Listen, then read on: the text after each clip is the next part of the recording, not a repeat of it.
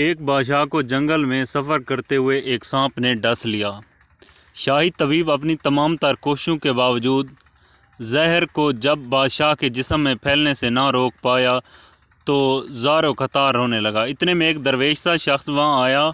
بادشاہ کو زہر کے درد سے تڑپتے ہوئے دیکھا تو بادشاہ کی ٹانگ پر جہاں سانپ نے کاٹا تھا تھوک دیا اور بھاگ گیا۔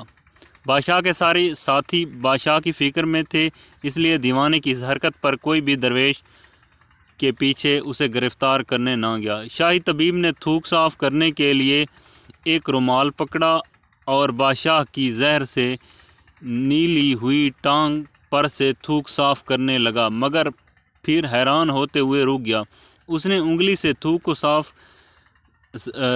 کو سانپ کے ڈس پر اچھی طرح مل لیا، جس سے فوراً ہی زہر کا اثر زائل ہو گیا۔ بادشاہ ہوش میں آئے اور جب انہیں درویش کے تھوک کے قصے کا پتہ چلا تو بادشاہ نے فوراً حکم دیا کہ اس درویش کو فوراً ڈھونڈ کر حاضر کیا جائے۔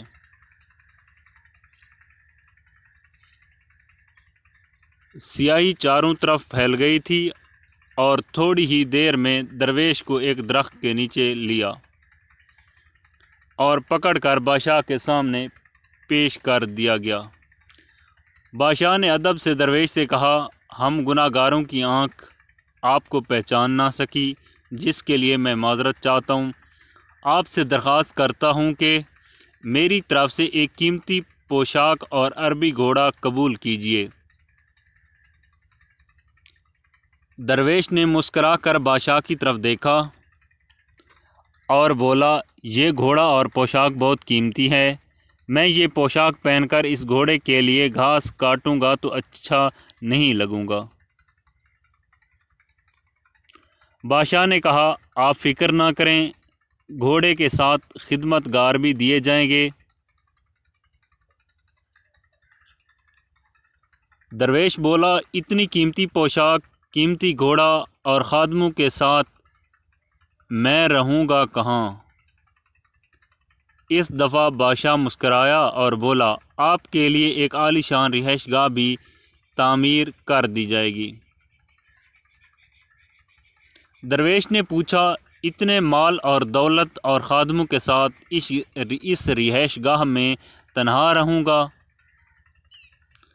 بادشاہ بولے، حضور، میری بیٹی شہزادی گلنار کی شادی آپ سے کر دی جائے گی۔